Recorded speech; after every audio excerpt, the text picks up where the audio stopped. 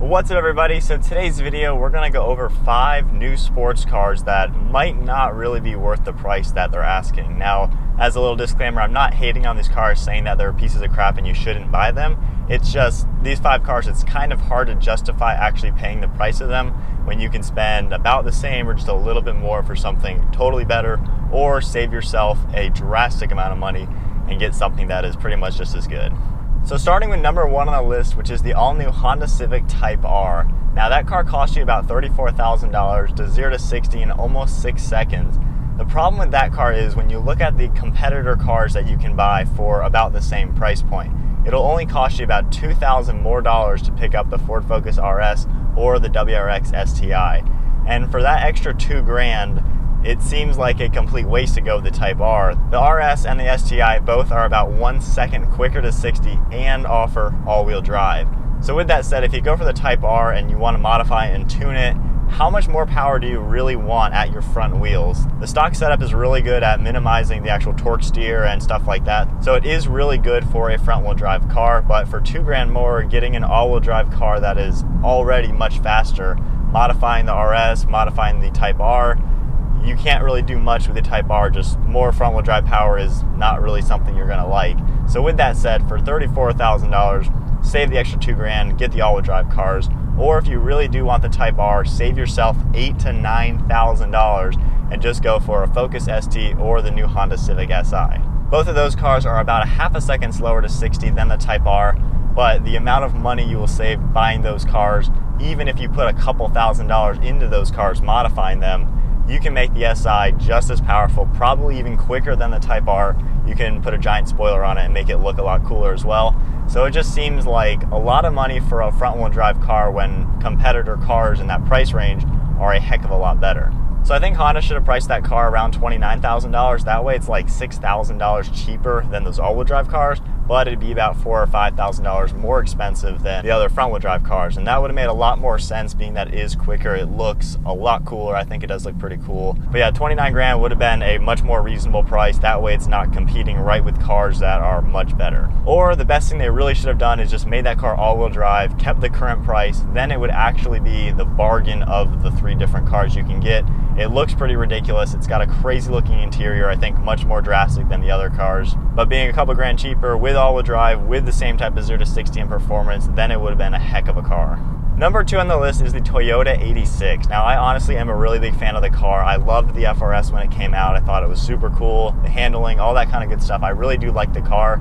But when you look at the pricing of the 86 and of course the BRZ, they start at around $26,000. The higher trim level Toyota is actually almost $30,000. And if you go for the yellow series of the BRZ, the one that we reviewed was like $34,000, which is about the same price as this Nismo, and this car will obliterate it.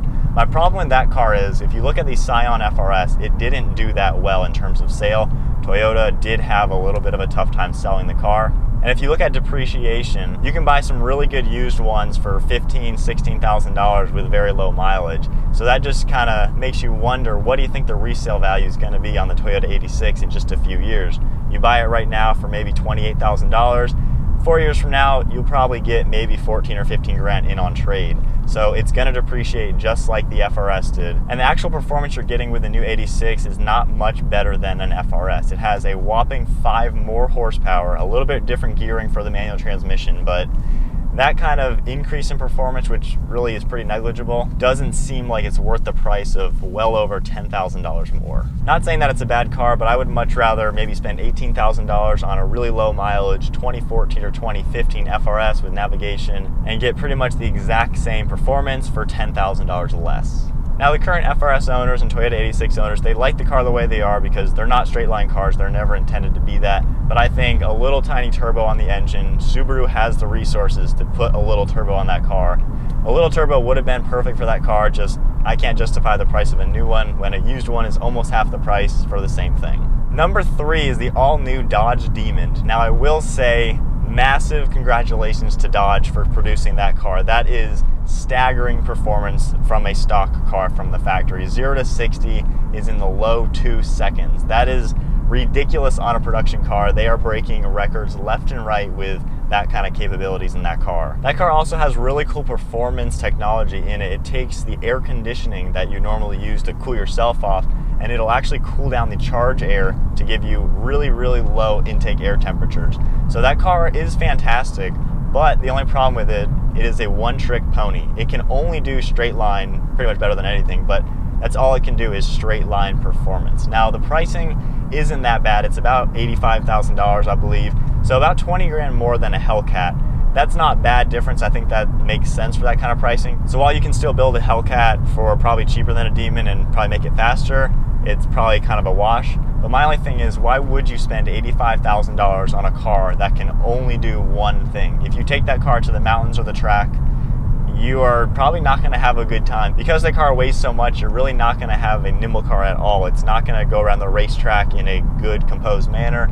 You're probably not going to have too much fun out on the mountains. It's just such a big car. So for $85,000, I would much rather save 20 grand and get the ZL1 Camaro. It's slower in a straight line, more like 3.5 seconds rather than 2.3 seconds. It's ridiculously quick around a racetrack. The handling is superior to pretty much any car at that price range. Not quite as fast in a straight line, but you have 20 grand to play with from the price of a ZL1 to the price of a Demon that you could probably make it just as quick. Number 4 on the list is the BMW M4 GTS. Now this car actually costs twice as much as the normal BMW M4, and a GTS just passed me. I'm turning around. All right, and as we talk about a GTS, one just passed me. Let's see if I can go catch it real quick. It does have some changes. It has the really nice wheels, the full roll cage, really cool bucket seats, a spoiler on the rear. The biggest thing that BMW talks about is the water injection system. It lowers the intake air temperature. But is it really worth spending double the price just to get a few more things? While it is a good track car, it's faster than the Ferrari 458 around the Nürburgring. It just seems like if you're not a BMW M car true enthusiast, you're really not going to get that value out of that car. You might as well just buy a normal M4 for $70,000, maybe even put $20,000 into it with modifications and tuning it.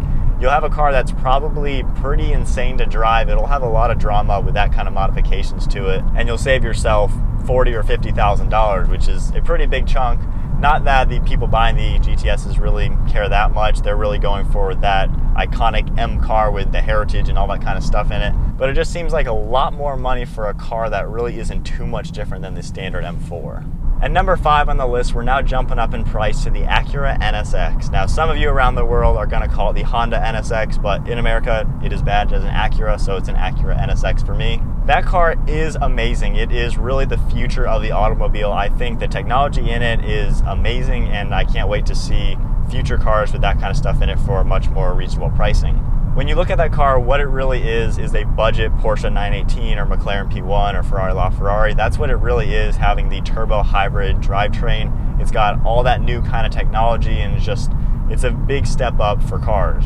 The only problem is they're close to $200,000. Base price is closer to $160,000. Now the problem with that is, for that kind of price, let's say $170,000 to $200,000, you can get a really nice Lamborghini Huracan, McLaren 570S, or a brand new Audi R8 V10. Now, I was lucky enough to actually check out the NSX. I drove it like 50 feet and got to do a full video on it. It is a spectacular car, but the only thing that was kind of weird to see, all the buttons on the steering wheel, the whole nav system, the climate control settings, the window switches, the dome lights, all that kind of stuff is exactly what you're getting on an Acura MDX or a TSX or something like that. So it's just a little hard to spend supercar money on a car that shares so many parts with your basic little entry-level sedan. Now, if you look at what the competitor of the NSX should have been, which I think the GTR should have been their main competitor, the GTR does share so many parts with my car. If I look inside the GTR, all the nav buttons, the climate control buttons, they're the same units in a little bit different fashion. The little LCD screen on my dash is the same one you get in the GTR. All the window switches, the dome light, all that kind of stuff is shared across all the Nissans. Now, that car is about a $100,000 vehicle, but that kind of makes sense. The performance is what you get in the Lamborghinis, the McLarens. However, it's half the price. So to have a few parts bin parts in it, that makes sense. But with the NSX being at the price point of the supercars, it's a little hard to justify all that kind of shared parts. When you look in a Lamborghini, you see Lamborghini everywhere. The navigation stuff is from Audi, but it's at least shaped a little bit differently to look cooler. But when you look in the McLaren 570S, every single thing is custom McLaren. Every single thing is unique. So what I think Honda should have done when they developed the new NSX, they should have ditched the entire hybrid system. While I like the new technology and it's amazing what that car can achieve for a lot cheaper than a P1, they should have targeted that car more towards the GTR, a little bit more expensive since it is definitely more exotic looking. I think if they priced it at about 130 grand, no more hybrid, but a twin turbo V6 and a rear wheel drive, that would have been a fantastic car. It would have been selling left and right, and you wouldn't see so many of them for sale still sitting at an Acura dealership. It would have made a lot more sense having the shared Acura parts in it. It would have been okay being it looks super exotic, like something ridiculous. However, it's not crazy expensive like a $200,000 Lamborghini or McLaren. So I think that about sums up 5 cars that I think are just not really worth the price of buying brand new. Depreciation, it'll be interesting to see how much a lot of those cars depreciate. I'm pretty sure the Type R will depreciate pretty bad in the first year, which means buying it next year will be a great buy. Just like with this Nismo, this thing lost like $15,000 in 1 year. So I'm glad I bought this thing used. But the other cars, same thing. I think there's better alternatives for that kind of price, or just save yourself a boatload of money, go for something used that's pretty much the same car. The NSX though, I think that car is going to be worth a lot someday. Not now. I think it's going to take a few years for people to maybe realize how special that car really is, but at the same time, I'd rather get a Lamborghini for that price. So hope you all enjoyed the video. Be sure to comment below. Let me know what cars you think are brand new and just way overpriced for what they are, when you can get something for about the same price that's a lot better, or save a lot for something else. So let me know what you think in the comments below. Be sure to give the video a big thumbs up. So thanks for watching, and we'll see you all next video.